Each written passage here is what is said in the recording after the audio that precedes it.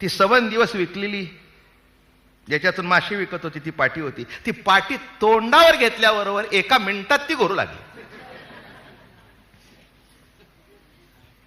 आणि अगदी डायरेक्ट वास आला कुसक्या मासळीचा. काय इतकी झोप लागली तिला, इतकं बरं वाटलं. विनोदाचा भाग सोडून द्या, पण महत्वाचा भाग असा आहे, ज्याला ज्याची सवय असते तेच जमतं, बाकीचं जमत नाही. तसं अध्यात्म ऐकण्याची सुद्धा सवय पाहिजे. ती होईल, हळूहळू होईल. काय कितीही वाईट वासाची सवय असेल तर चांगलं कुणाला नको आहे. फुलांची सवय होईल. तसं या ठिकाणी या धतराष्ट्राला म्हणाले, काय सांगावं ज्ञानोबा म्हणाले, मोठं राणीच्या राऊळा नेल्या दाही दिशा मानी सोनिया. आणि निशाचाराला रात्रीच दिसतं, दिवसा दिसत नाही.